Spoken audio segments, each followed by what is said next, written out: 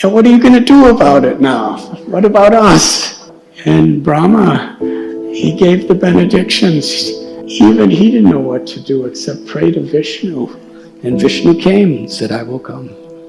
So this is the power of Ravana. Can you imagine standing before Ravana and with all of his eyes red as coals with anger, he's looking you with this thunderous voice, chastising you. It's unimaginable. Hanuman wanted that experience. He did his job, he did his service. He could have just jumped back to Ram and give him the report and be celebrated by everybody for the rest of eternity. But he wanted to give Ravana a chance to surrender. So he allowed himself to be tied up and made into a prisoner and beat. They were beating him. And they brought him in the court right in front of Ravana. And oh, how he was being beaten. And he was not even fighting against them. He was just accepting. And then Ravana, with his terrifying voice, was hurling so many insults and threats. And Hanuman spoke nice philosophy.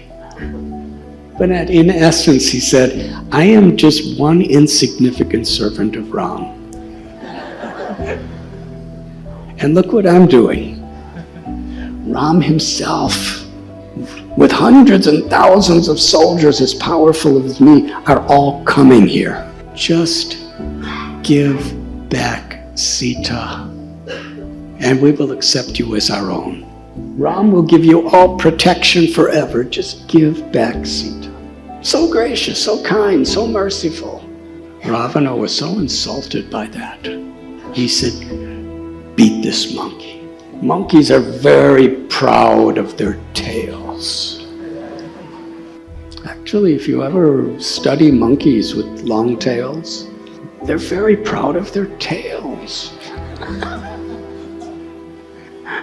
He said they took banded cloth, very flammable cloth, and they wrapped it very tightly and profusely around his tail, and then soaked it in flammable oils. It was a very scientific method. And Ravana said, light it on fire. When they lit it on fire, it would completely burn to ashes all this monkey's pride. Second, it would be torturous to be engulfed by flames.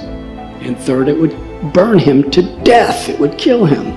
It was the obvious result. Hanuman, he said, all right, go ahead. He didn't resist.